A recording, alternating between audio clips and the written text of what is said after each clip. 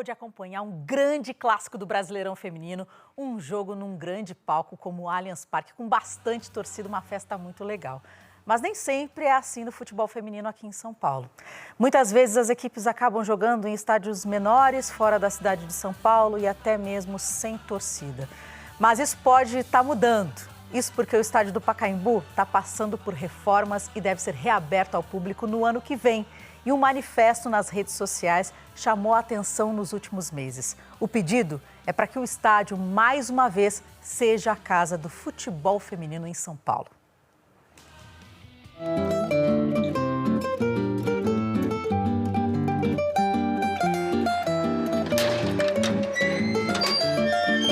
Basta passar pelos portões do Pacaembu para Érica lembrar dos grandes momentos que viveu ali. Eu tenho muitas lembranças do Pacaembu com a camisa do Santos, a camisa do Corinthians, do Centro Olímpico, da Seleção Brasileira. A primeira convocação da Pia contra a Argentina, eu fiz um gol. De cabeça não poderia ser diferente, Érica! Nas últimas 2 décadas, o estádio foi um dos símbolos da ascensão do futebol feminino no Brasil. Até 2020, recebia com frequência jogos dos times paulistas e da seleção brasileira. Quando a gente fala de seleção brasileira, isso aqui lotava. Não só entre clubes em relação a isso, né? Mas quando falava exatamente torneio internacional de São Paulo, isso aqui lotava. Meus familiares vinham de longe, a galera vinha de longe, de outros estados, de outros países. Hoje, os portões estão fechados.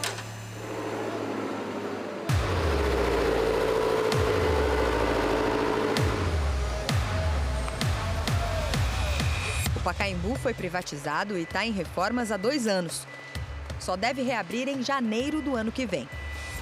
E o torcedor, que se acostumou a ver ícones do futebol feminino em um dos estádios mais importantes do país, hoje encara uma realidade bem diferente. Vamos acompanhar os jogos, tem vários jogos dos times de São Paulo em casa. Vamos olhar a tabela para programar quais jogos nós vamos, como questão de logística. Aí, de repente, começou a aparecer um time jogando em Cotia, outro time jogando em Mogi, jogando em cidades diferentes. Os conflitos de data com o calendário do futebol masculino e o custo de operação dos grandes estádios fizeram com que os times femininos buscassem casas alternativas. Imagens da Fazendinha, um super clássico para você, Corinthians e Flamengo. Vamos para o CT de Cotia, pro majestoso entre São Paulo e Corinthians. Estádio Jaime Sintra recebe Palmeiras e Grêmio. Um problema que afeta clubes, jogadoras e torcedores. O que motivou um manifesto que já tem mais de 1.000 assinaturas nas redes sociais. O movimento faz apenas um pedido: que a partir da reabertura, o Pacaembu volte a ser a casa do futebol feminino. É engraçado como as pessoas reagiram, tipo, caramba, é tão óbvio, cara. As meninas não têm lugares para jogar, tem essa dificuldade, daqui a pouco o estádio vai ficar pronto. Porque não dá acesso para que as equipes joguem no Pacaembu, num estádio tão importante. O manifesto Pacaembu delas chamou a atenção do público e também da concessionária que administra o estádio.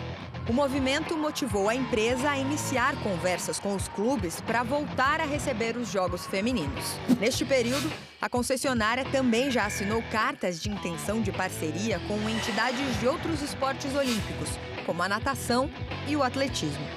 A proposta prevê o uso da estrutura com a isenção de aluguel e a possibilidade de ingressos acessíveis para o público. O que nós sempre concebemos em nosso projeto é permanecer com esse aspecto democrático que sempre permeou dentro do Pacaembu. Corinthians, Palmeiras, São Paulo e Santos, além da seleção brasileira, já confirmaram que querem jogar no estádio a partir do próximo ano. Mas a história do Pacaembu com o futebol feminino não é recente e vem de muito antes da profissionalização das mulheres no esporte. Em 1940, times amadores do Rio de Janeiro entraram em campo no mês de inauguração do Pacaembu. O primeiro jogo de mulheres realizado num estádio em São Paulo desafiou os costumes da época. Um evento que chamou a atenção do Brasil inteiro e culminou na proibição da modalidade no país por quase 4 décadas. Faz pouco tempo que a gente descobriu, né, que uma das partidas mais antigas de futebol feminino aconteceu aqui. A ideia de se proibir, de se interromper um crescimento que já estava acontecendo é motivado por essa exposição. A proibição foi revogada por decreto em 1979. Nos anos 2000, a modalidade avançou nos primeiros passos de profissionalização. Agora, mais de 80 anos depois, o futebol feminino pede espaço outra vez.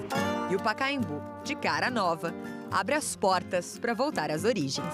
Que possa acontecer porque vai ser uma realidade para a modalidade de uma forma bem específica. Realmente vai ser a casa do futebol feminino.